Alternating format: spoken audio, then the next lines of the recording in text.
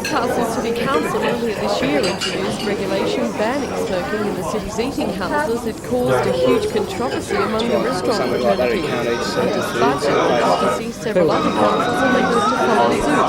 The latest output looks like being Lake Macquarie. In last night's meeting, several aldermen raised the possibility, saying they thought it was time council made the move. As a result, a report is now to be prepared on the topic and returned to council soon. But despite having the support of the majority of the council, the move has not raised any interest from Mayor Ivan Welsh, who said today it was just a waste of time. The aldermen are doing it themselves. I'm neither one-sided or the other on the smoking question, but I know that we have already got the power within the Pure Food Act to take action if we wanted to, and that's the thing that concerns me the most, the fact that we haven't taken action. Why will we now, and how will we? Because I don't think we've got the people to enforce it, and if we can't enforce legislation, we shouldn't make legislation.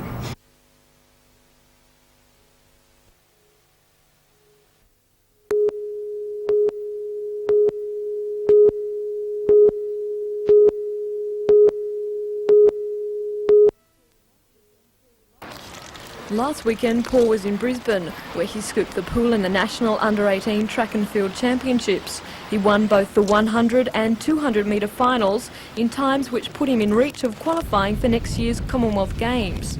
Paul also brought home a silver medal in the relay and a bronze in the long jump. The long jump is another of Paul's pet events, but unfortunately it clashed this time round with his sprint final. After spending this week at home with his family, Paul is leaving tomorrow for Brisbane again, where he'll compete in the Under-20s National Championships. Paul is confident of his future. He's already qualified for next year's World Junior Championships in Bulgaria, and if that isn't enough, Paul has his sights set on much bigger and better things. Next Commonwealth Games in 90 next year in January, if I can get down to qualifying, which I was very close, and I hope I can get to that, and the Barcelona Olympics in 92.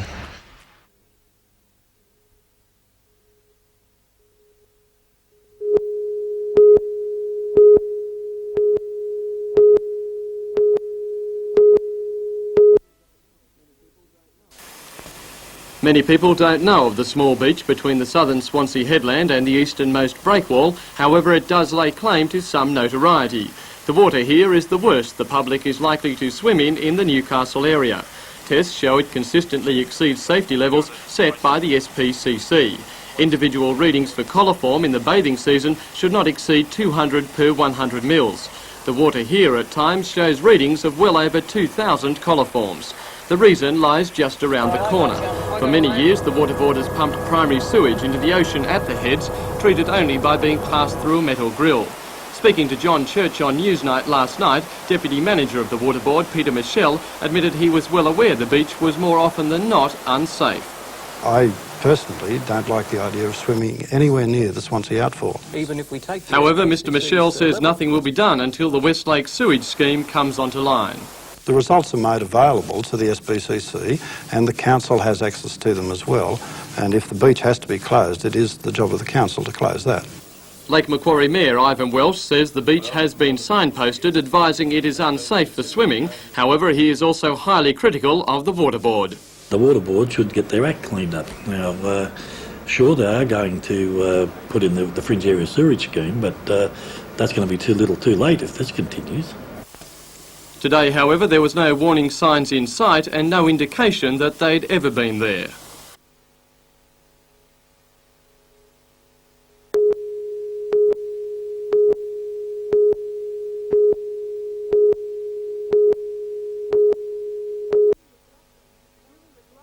Julie McLaughlin has vowed to take her fight for reinstatement as student coordinator for Year 8 at St Pius X all the way to the Anti-Discrimination Board if need be. I'm prepared to go all the way. If it includes going to the Anti-Discrimination Board, the Industrial Commission, then I'm prepared to go. Do you think you can come out the victor? I'm certainly hoping so. Today's angry meeting of Newcastle's Catholic teachers heard Julie was married for the second time last July, but wasn't told of the school board's disapproval until December, when she applied to be reinstated as coordinator. Then she said she was told her performance had been faultless, but there were some aspects of her private life that were unsuitable for her to set an example to the students, so her application had been refused. What the board didn't like was that Julie had failed to have her first marriage annulled, so the church had effectively not recognised her second. When she applied again in January and again was refused despite being the only applicant, it meant for her a pay cut, a demotion and no future career advancement. So Julie decided to get tough, and she says she has support from her colleagues ready and waiting.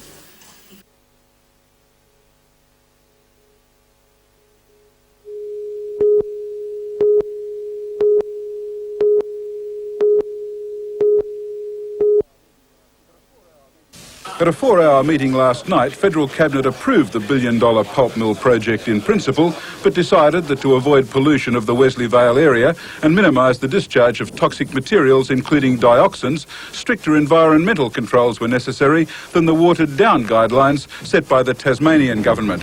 That was the sticking point when representatives of the partners in the proposed mill, Australia's North Broken Hill Limited and the Canadian company Noranda Forests, flew from Melbourne to Canberra by private jet this morning to hear the Cabinet verdict from Environment Minister Graham Richardson and Treasurer Paul Keating. Under these circumstances, we have had to tell them that those arrangements are unacceptable to the partners and that we are therefore, with great reluctance, now withdrawing from the project. The Commonwealth Government regrets that decision. It believes the conditions it sought to impose were in the national interest. The companies claimed the Wesley Vale mill would earn Australia about $300 million a year from exports of pulp for high-quality paper. No small consideration given our balance of payments problem. But against that were reports from the CSIRO and the Bureau of Rural Resources warning, among other things, that the effluent was likely to encroach on the coast and spread substantially into Bass Strait, contaminating marine life.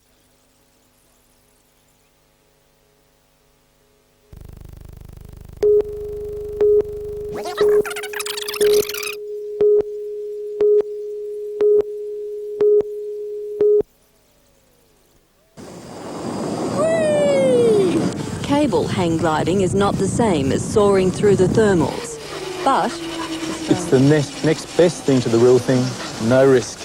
how was it? Great! The hang glider is real enough, but it's attached to a cradle and pulley system, which gives you the exhilaration of flight without worrying about how you're going to come down. You simply slide down a wire. It's kid stuff. Down at the bottom, all that fun was driving Come On to distraction. Finally, Come On got his wish.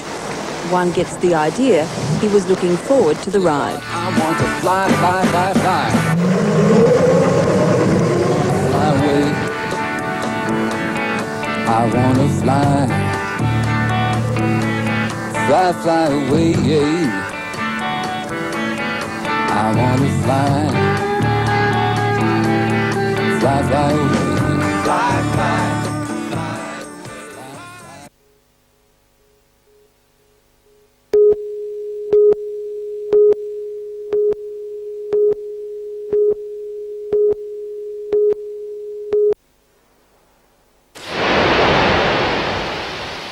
Scores of rivers and dams in the ACT had overflowed, unable to contain the deluge. Even the Googong Dam, specially designed to cope with flooding, couldn't handle the downpour.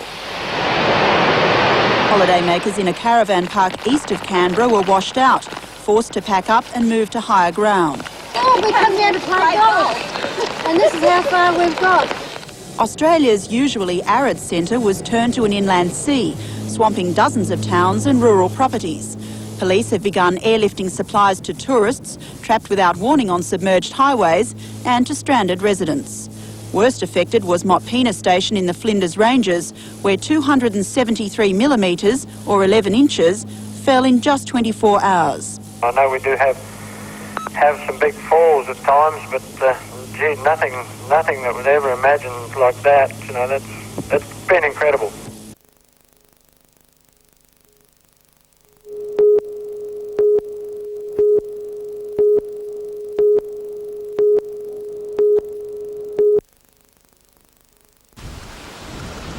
It has been known for 6 weeks that a patient was suffering from Legionnaire's disease, but tests were received back only today that showed the ducts leading to the X-ray department and to the hospital's operating theatre had been contaminated. This afternoon, Dr Owen James, Chief Executive of the Area Health Board, said all elective surgery and X-rays have been cancelled as a precautionary measure. We have an external contractor providing services on a routine basis. Additional to that, engineers from the Department of Health Sydney will be arriving tomorrow morning, and over a 10-hour period will be decontaminating the ducts involved. Today, the hospital's air conditioning service was turned off in a bid to stop the Legionella bacteria from spreading. The sufferer, aged in his 60s, was admitted for a serious operation. His condition is stable and improving. If Legionnaires is contracted in an already serious background, then of course the effects are worse. So we can't be secure about the situation there. This afternoon, Minister for Health Peter Collins said the outbreak coincidentally comes in the same week as a national code on air conditioning plants. There is a difference between the strand of Legionella detected in the patient and the strand of Legionella detected in the water tower. What the scientific implications of that I can't tell at this stage, but we should have further information tomorrow. The State Department of Health is taking the matter very seriously. Only last week, 2 people died of the disease in Tasmania, and in 1986 there was a death in Adelaide.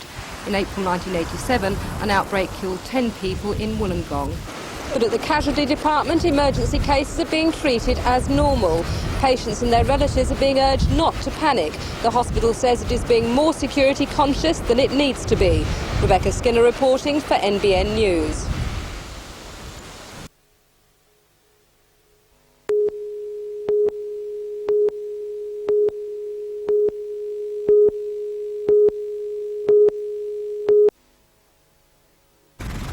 The Minister was in Newcastle today speaking with local politicians and touring areas of interest in the city. In announcing the date of the commission, Mr Hay said it became necessary following what he called a growing feeling within the Cessnock area that the council wasn't keeping pace with the community. Cessnock Mayor Marie Callaghan, who says she has few friends in Macquarie Street, believes the distrust of the council grew from a petition following strike action from Cessnock council workers. Mr Hay denies this. The hearing has nothing to do with the industrial problems at all. They are being considered in the right and proper channel, and this inquiry has no relationship to that and is not going to be interested in any of those matters. In the terms of the commission, people can submit evidence without going under oath, which cynics would argue opens the door to less than accurate information. It's certainly anything but a star chamber, Peter. The 2 commissioners, and they're not inspectors, they're commissioners, represent the bureaucracy. Dan Kelly, a very senior man in the administration of local government, and from the local government world itself, Bill Henningham, the Secretary of the Local Government Association.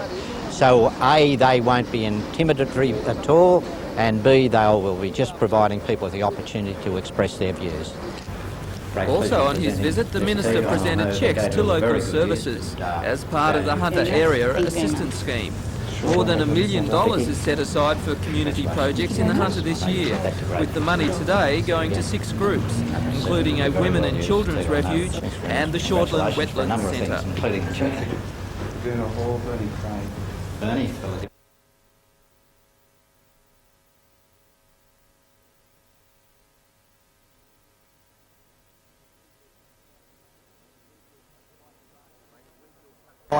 Reigning Winfield Cup champions Canterbury Bankstown extracted a little more than revenge for an earlier defeat by the Knights in Wednesday's Panasonic Cup match.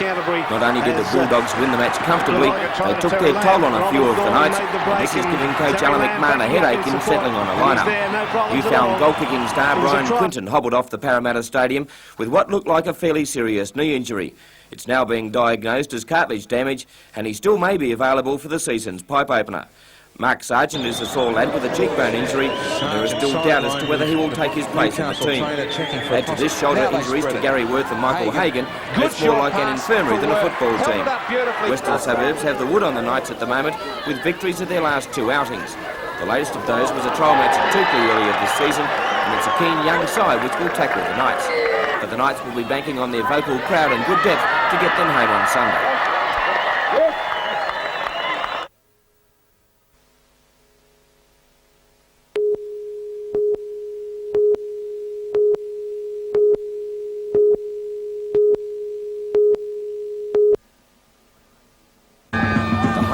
The NSL have made it clear they would like a Newcastle team in the National League, and the onus falls on Australs. Their pre-season form was excellent, winning their way into the semi-finals of the Cup. Canberra City will be a tough hurdle for Australs, but coach Willie Gallagher is confident of starting the season with a win. Ironically, it was Canberra who knocked Australs out in the semis of the pre-season Cup 2-0. Injuries to forwards in rugby scrums have often been spoken about, but seldom is anything done to instruct players on the proper techniques of scrummaging. The Newcastle Rugby Union, in conjunction with the Australian Institute of Sport, are doing something about it tomorrow at the Newcastle Athletic Track. A safety seminar will be conducted for juniors, seniors, parents and coaches between 1 and 4 in the afternoon, with recognised experts including Brian O'Shea leading the seminar. And a 6-quarter trial match between the Sydney Swans under-19 squad and the Warners Bay Aussie Rules team is set down for Seaman Oval tomorrow. Warners Bay are the current Newcastle Australian football champions and will benefit greatly from the hit-out with the Swans. And the Monodrome will never be the same after the top mud buggies, including the 3 place-getters in the recent Australian titles, compete in a series of drags and trials on Saturday night. These weird machines, looking like rejects from the Mad Max movies, have some strange names like Groundhog, Axel Cruncher, Old Spuddy and Spitfire, and they're a cross between a dune buggy, a dragster and a farm tractor, and will provide plenty of laughs and entertainment.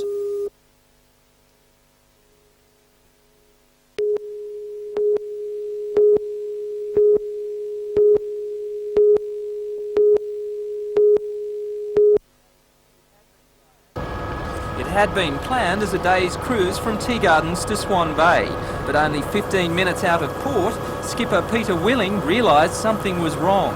All of a sudden the boat got very heavy and it started to roll from side to side. I ran downstairs, I was up on the flybridge driving it from up there, and I ran downstairs and there was already 2 or 3 inches of water in the cabin. So it was a case of, and it was listing rather bad, so it was a case of getting everybody out. The 20 people on board were members of the Hawk's Nest Probus Club, all looking forward to a scenic day cruising around Port Stephens. Calls of abandoned ship were met with disbelief, but when life jackets appeared and the skipper insisted the 10-metre cruiser was going down, it was all overboard. There was a few who still didn't have time to put life jackets on, so we just rafted them all together and swam them to shore. Were you worried that you might have lost some lives? Of course, that was the main worry, the only worry. That was all that mattered at the time, was lives, but nobody was even hurt. Had the cruiser sunk in the middle of Port Stephens, tragedy could have resulted. However, in the high tide on the river, the passengers had to swim no further than 100 metres to shore. I was a bit anxious about my husband because he doesn't enjoy real 100% health, and I was a bit worried about him having a swim for the first time in 8 years. I just thought it was a bit drastic. I'd have taken him down to the beach if I knew he wanted to swim. At no stage, however, was there any panic. Marcia Wilson, when you who were turned coming 59 today, said people kept calm. People thought they better sing to keep their spirits up, so they sang happy birthday to me, and it's really been a most exciting birthday. I don't think I want that excitement every year, but this year it was very exciting. The cause of the sinking is still not known, and salvage experts are now inspecting the vessel. Peter Ryan reporting for NBN News.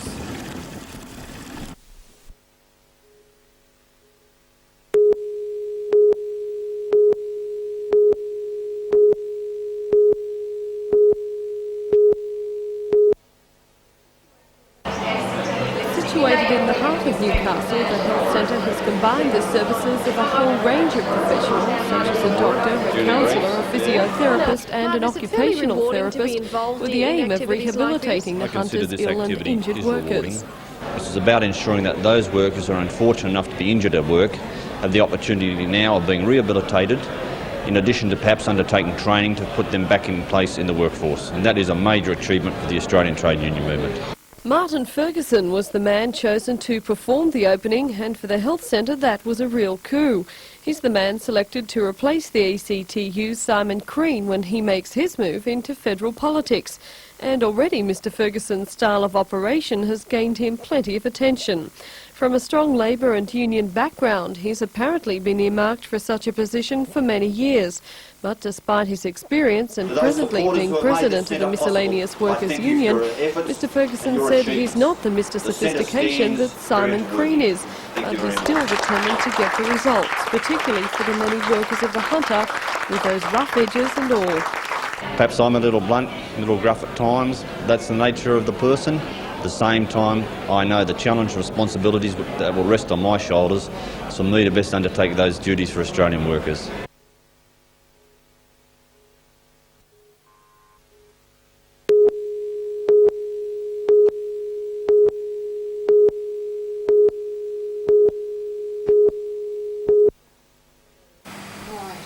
Hunter Area Health Board Chief Executive Dr Owen James says there is no danger to the health of patients still awaiting operations. Urgent cases will be dealt with first when the operating theatre is back in action tomorrow. We're taking certain steps which will hopefully allow those people who are disadvantaged by having their operations cancelled yesterday to have them on what normally would have been a quiet surgical day by swapping that quiet day for today. We really worried about the people who, having got to the point where they were to be admitted, had to be cancelled, and we seek to do them as much justice as we can. It now appears that the bacteria which infected the 66-year-old kidney transplant patient is not yet proved to be the same as that found in the hospital's air conditioning cooling towers. Now Dr James believes the still seriously ill patient may have contracted Legionnaires through the renal unit showers. Additionally, we may be able to identify other areas, such as in the particular ward where the patients and the patient with Legionella are, the renal ward. It might be that there was a particular focused infection there, and we'd like to take that matter further. Tests have yet to be received back on this department, but this is why patients and staff were banned from using showers over the weekend, he says. Though new guidelines say that hospitals must cleanse their air conditioning every 6 months, the Royal Newcastle Hospital will be carrying this out every 3 months. But while tests have still to be returned on other patients at the hospital, Dr James remains confident that an outbreak will not now occur. All the evidence we've had suggests that only one patient has Legionnaires. Another is being investigated for that condition. But there are no others that I know of at this time who have been notified as either being seriously investigated or who might be likely to develop. The incubation period is 3 to 10 days. We have not had a new case under scrutiny for 20 days. It might be that for a variety of reasons, this is the end of the so-called outbreak. I do hope so.